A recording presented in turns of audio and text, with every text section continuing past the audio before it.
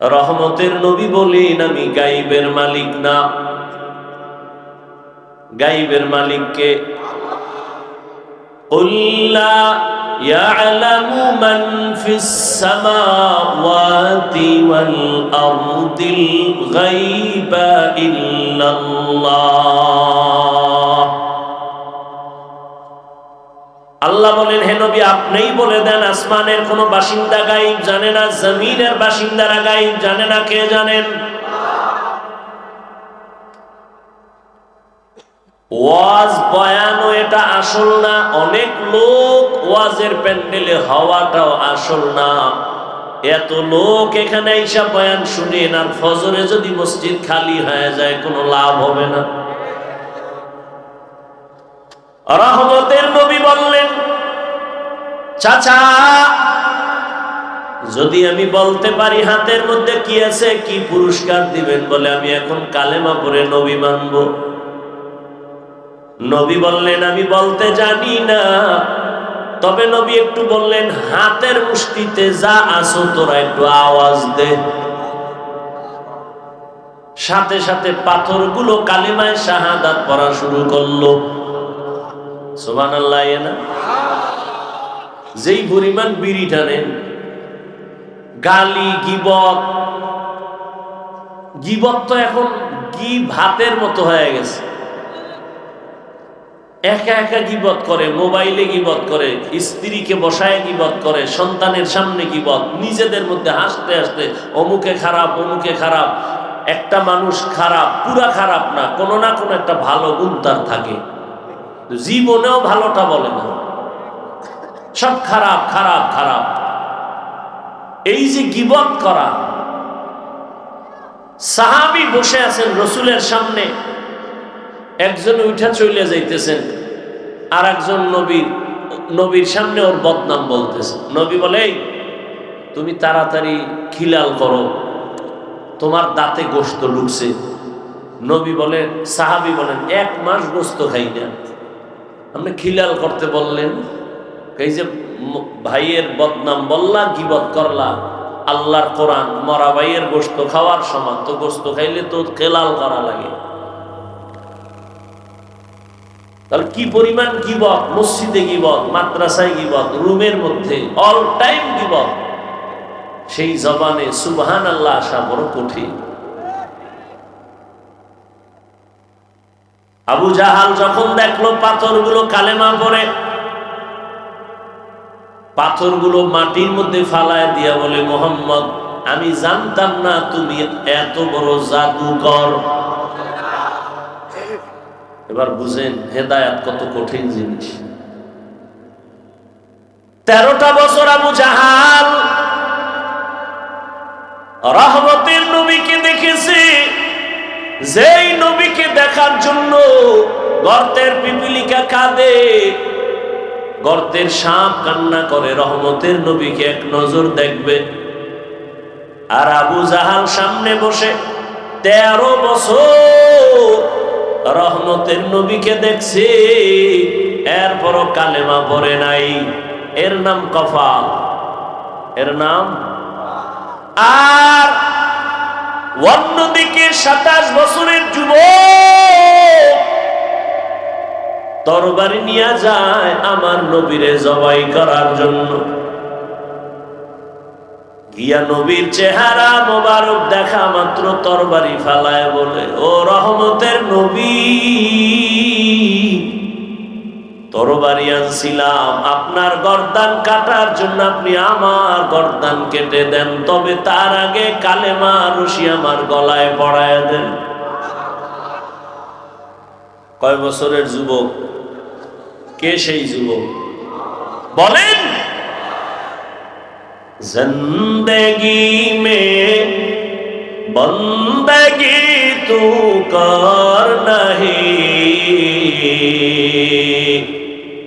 जिंदगी में बंदगी तू कर नहीं, जिंदगी में बंदगी शर्मिंदा है, जिंदगी में बंदगी शर्मिंदा है।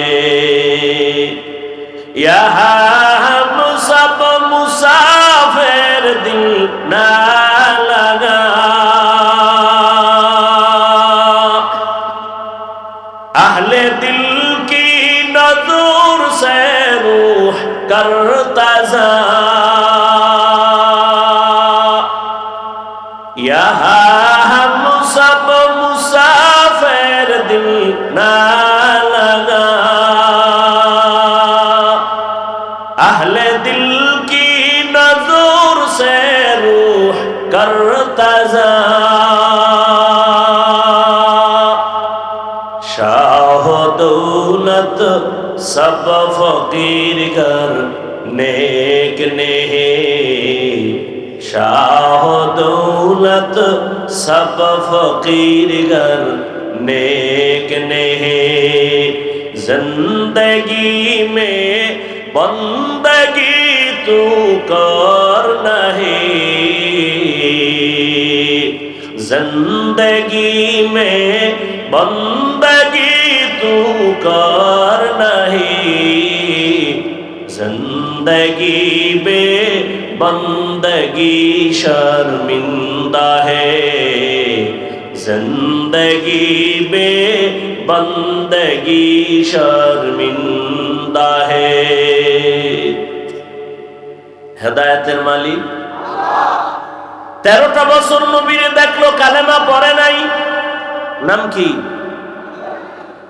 27 বছরের যুবক রহমতের নবীরে জবাই করতে গিয়ে কালেমা পড়লো, এর নাম কপাল। সারা দেশ থেকে আমার জানা মতে এমন কোন বাংলাদেশের জেলা নাই যেখান থেকে 2-1 আল্লাহর গোলাম এখানে আসে নাই, কিন্তু অন্তর ভরা দুঃখ, আসছে খালি যাবে খালি, 2 ফোঁটা চোখের পানি নিয়ে যেতে পারলো না। যদি এমনটাই হয়, এর থেকে বদনসিব আর কি হবে? আরে আপনি কেন, রহমতের নবী পর্যন্ত আল্লাহর কাছে দোয়া করেন, আল্লাহুম্মা ইহদিনাস সিরাতাল মুস্তাকিম, ও আল্লাহ তুমি সঠিক পথের হেদায়েত দাও, যেন আমি লাইনচ্যুত হয়ে না যাই। হেদায়েত বড় কঠিন। আরে আমি মাওলানা হইছি, বয়ান করি, নামাজ পড়ি, পর্দা করি, হালাল খাই, অহংকারী করার সুযোগ নাই। কখন জানি আবার রাস্তা থেকে পড়ে যাই, এই ভয় আছে না নাই? এই ভয়ের জন্যই তো রহমতের নবী কান্না করলেন। সাহাবায়ে কেরামের কান্না, আউলিয়ায়ে কেরামের কান্নার আওয়াজ, এই ভয়।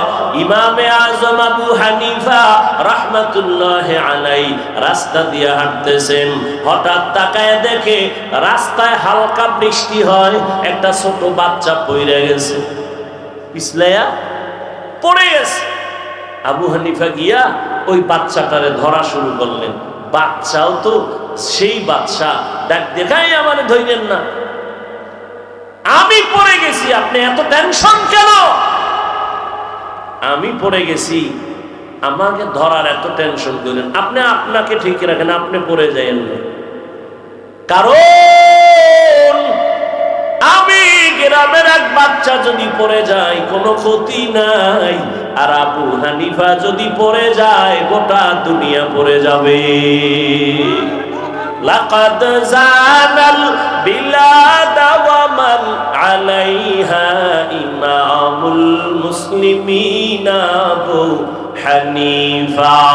আবু হানিফা বুধ ইমামে বাসাফা, আসরাজে উম্মতানে মুস্তফা।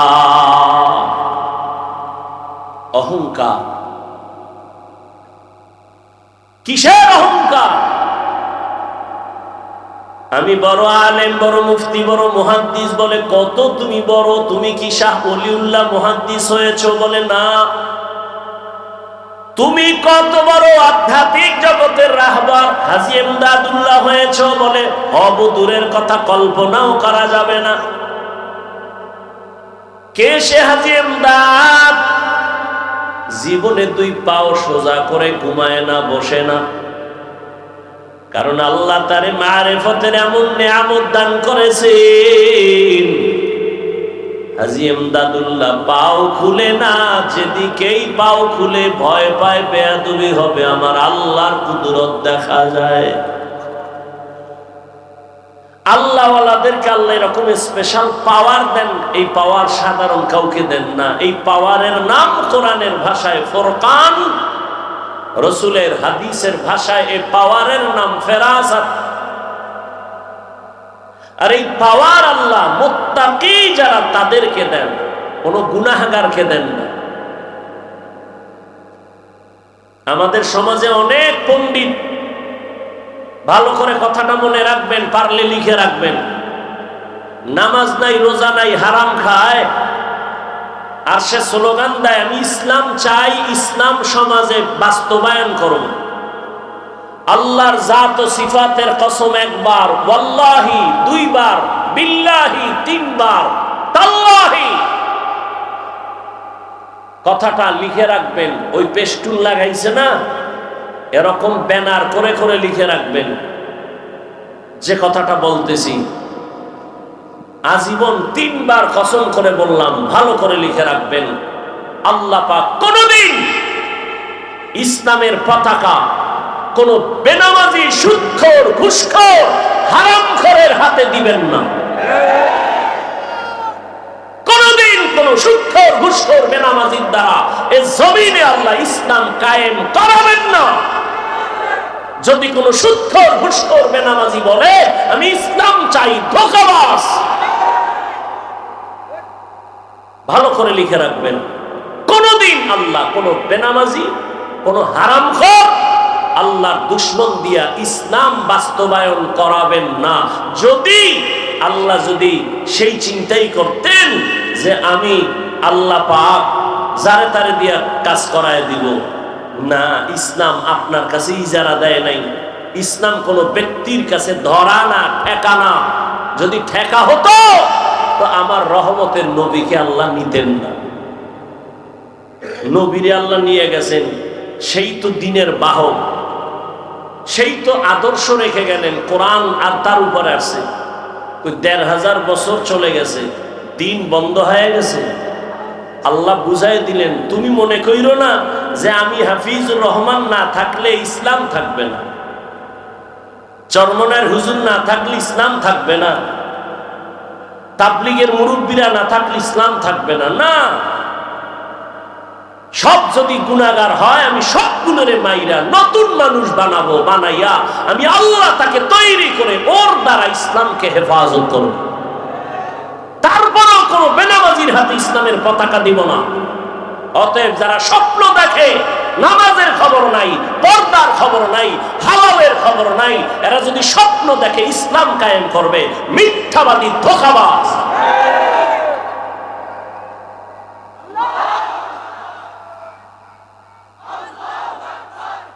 স্লোগান রাখেন, 5 তারিখ করছেন না, আবার কাফনের কাপড় রেডি ঘরে রাখেন। আন্দোলন মুসলমানের একবার না বারবার, জালেমের বিরুদ্ধে আন্দোলন একবার না বারবার, মুসলমান জীবন একবার দেয় না বারবার।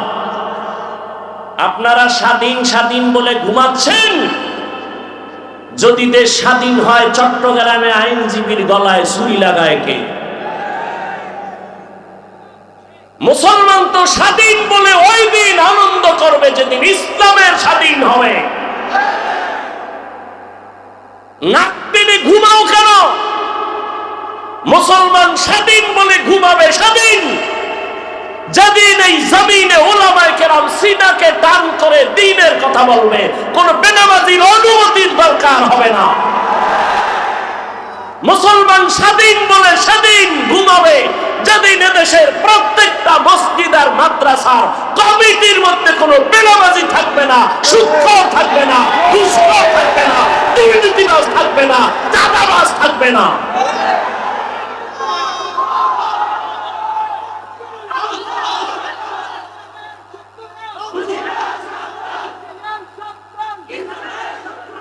ইসলামের শত্রুরা এমনি হুঁশিয়ার, বউ আর জ্বালাইও না, তোমরা হুঁশিয়ার হও, নাইলে বাস খাবা আবার। সবাই হুঁশিয়ার। দেখো না, এই 20 বছরে এনজিও যতটা মাটির তলে ছিল, মাত্র এই 4-5 মাসে ওরা জিন্দা হয়ে গেছে। সব এনজিও জিন্দা। বুঝো, সাবধান। কয়দিন বাঁচবা? বাঁচার কত স্বপ্ন নিছিল, আবু সাইদ বাঁচতে পারছে? বাঁচার স্বপ্ন ছিল মুগ্ধর, বাঁচতে পেরেছে? ছাত্র জনতার আন্দোলনে কত মাদ্রাসার ছাত্র চলে গেছে। আমাদের উজানি মাদ্রাসার নাজেমে তালিমাত আমারে খুব মহব্বত করেন, এই কাজলা মাদ্রাসা, তার ছোট ছেলেটা এই যাত্রাবাড়ি সেদিন ওই 5 তারিখের আন্দোলনে চলে গেছে, শহীদ হয়ে গেছে। ভালো ছেলে, ভালো ছাত্র। মৃত্যু তো হবে, কাপুরুষের মতো কেন? বেঈমানের গোলামি করে কেন? গায়রুল্লাহর পা ধরে কেন? কার পিছনে ঘুরে নামাজ ছেড়েছো? কি পাওয়ার আশায় দাড়ি কেটেছ?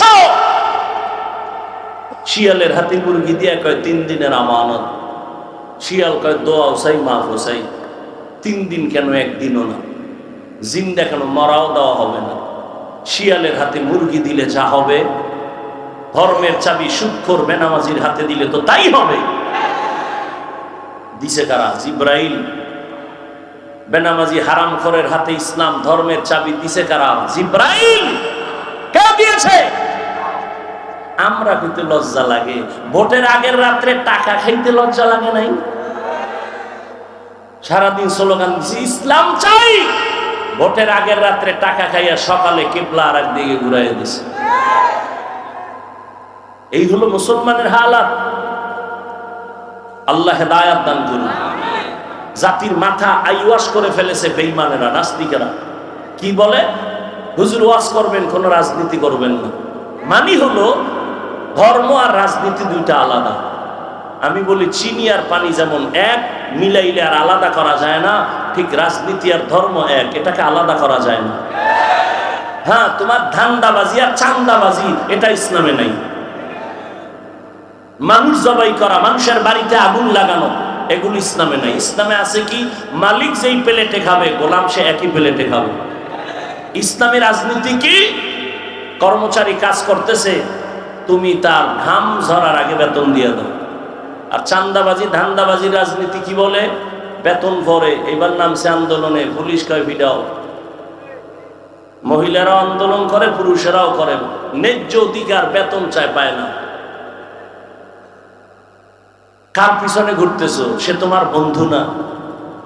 স্বার্থে আঘাত লাগলে শুধু তোমার দল থেকে নাম কাটবে না, কল্লা কেটে ফেলবে। আল্লাহ হেদায়েত দান করুন। হেদায়েতের মালিক কে? আল্লাহ। ইয়া আইয়ুহাল্লাযীনা আমানুত্তাকুল্লাহা ওয়া কুলু কাওলান সাদীদা। বড়রা, নবী যদি কান্দেন হেদায়েত থেকে না জানি পড়ে যায়। আপনি কিসের অহংকারী করেন? আবু বকরের জান্নাতের টিকিট হাতে কাঁদতেছেন, কি উপায় হবে? আপনি অহংকারী করেন কিভাবে? একটা কিচ্ছা শুনাই, শুনবেন? শুনবেন ইনশাআল্লাহ। আপনারা তো অনেকে পিছনে পিছনে বহু পণ্ডিত। ওই একজনের মদের